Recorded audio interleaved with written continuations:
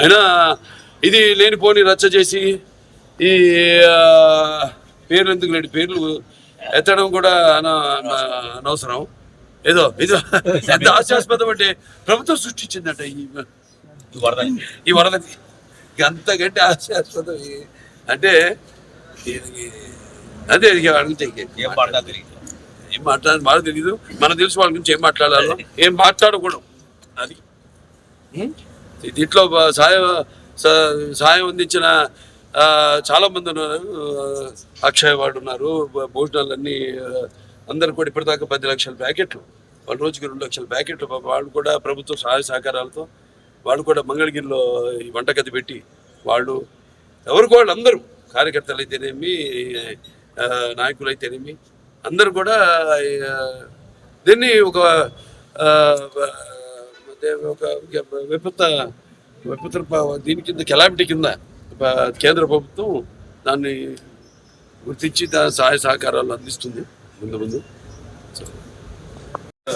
ఇప్పుడు కడివి నీరుగానే ఈ వర్ష ప్రభావం వల్ల కురిసిన వర్షం వల్ల ఎంతో జనజీవనం అంతా అతలాకుతలం అయిపోయింది.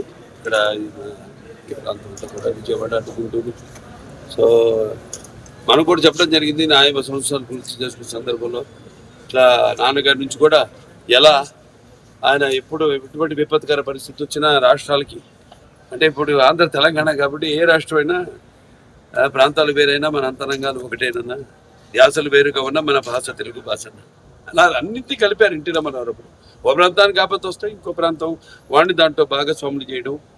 అదే ఇదంతా అంతా ఒకటే, ఒక ఉమ్మడి కుటుంబం, వసుదైక కుటుంబం, అంతా అన్నదమ్ములం అన్న అందరిని ప్రభావితం చేసి వాళ్ళని అందరినీ ఆదుకునేలా. అలాగే మేము కళాకారులు ఆయన్నే ఆదర్శంగా తీసుకుని అప్పటి నుంచి అంటే నేషనల్ డిఫెన్స్ ఫండ్ కానివ్వండి, లేకపోతే మన ఉప్పెన కానివ్వండి దివిసీమలో, లేకపోతే మన వేరే రాయలసీమ క్షామ నివారణ కోసం అయితేనేమి ఆయన అప్పుడు జోలి బట్టి మిగతా ప్రాంతాలన్నీ తిరిగి ఆయన అడుక్కోవడం జరిగింది డబ్బు. అలా అందరిలో కూడా మన తెలుగు వాళ్ళకి ఒక ప్రత్యేకత, అందరినీ ఒక ఎటువంటి మనకు భేదాలు ఉన్నా అవన్నీ కూడా అంటే మేము ఉంటాం యూనిటీ డైవర్సిటీ. అంటే పార్టీలకి కానీ ఎటువంటి కులాలకు కానీ ఎటువంటి లేకుండా అందరం వాళ్ళ సోదరులకి, వాళ్ళ పక్కింటి వాడికి, వాళ్ళ బంధువులకి జరిగిన నష్టంలా భావించి ఎప్పుడు ఎల్లప్పుడు. అలాగే చంద్రబాబు నాయుడు గారు, మా కళాకారులు అందరూ స్పందించారు. వాళ్ళ సిద్ధు జొన్నలగడ్డ గారు అయితేనేమి, లేకపోతే బ్రో విశ్వసేన్ గారు అయితేనేమి, అలా చాలా మంది నటులు ఎవరికి వాళ్ళు షూటింగ్లో వాళ్ళ పనిలో ఉంటారు. ఇప్పుడు మాకు గాడి దొరికింది కాబట్టి ఒక్కరోజు వచ్చేసి, ఎందుకంటే ఇప్పుడు అనౌన్స్ చేసి చాలా రోజులైంది, వచ్చేసి మా సహాయార్థం ప్రజలకి ఇక్కడ బాధితులకి ఈ యొక్క సీఎం రిలీఫ్ ఫండ్కి ఏదైతే వచ్చింది మేము అనౌన్స్ చేసామో అది ఇవ్వడానికి వచ్చాం. అలాగే చాలా మంది కూడా ప్రభావితులయ్యి వాళ్ళు అనౌన్స్ చేయడం జరిగింది. వాళ్ళు తిరిగి సమయంలో వాళ్ళు వచ్చి తప్పకుండా వాళ్ళు ఇచ్చి పెడతారు. వాళ్ళు ఏదైతే ఇద్దాం అనుకున్నారో, ఏదైతే వాళ్ళు ప్రకటన చేశారు. అయినా ఇది లేనిపోని రచ్చ చేసి ఈ పేర్లు ఎందుకు లేని పేర్లు ఎత్తడం కూడా అనవసరం. ఏదో ఇది ఎంత హాస్యాస్పదం అంటే ప్రభుత్వం సృష్టించిందట ఈ వరదకి. అంతకంటే హాస్యాస్పదం అంటే అదే అడిగితే ఏం మాట్లాడాలి బాగా తెలియదు. మనకు తెలుసు వాళ్ళ గురించి ఏం మాట్లాడాలో ఏం మాట్లాడకూడదు.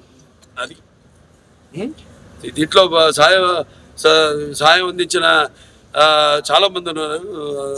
అక్షయ్ వాడు ఉన్నారు. భోజనాలన్నీ అందరు కూడా ఇప్పటిదాకా 10 లక్షల ప్యాకెట్లు, వాళ్ళ రోజుకి 2 లక్షల ప్యాకెట్లు వాళ్ళు కూడా ప్రభుత్వ సహాయ సహకారాలతో వాళ్ళు కూడా మంగళగిరిలో ఈ వంటగది పెట్టి వాళ్ళు ఎవరికి వాళ్ళు అందరూ కార్యకర్తలు అయితేనేమి నాయకులు అయితేనేమి అందరూ కూడా దీన్ని ఒక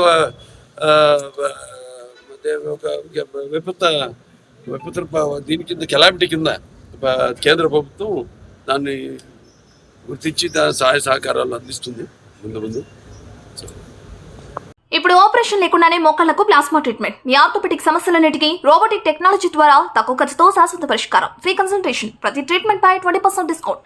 ఈ ఆఫర్ కొద్ది రోజులు మాత్రమే. త్వరపడండి. V9 hospitals 9281465842.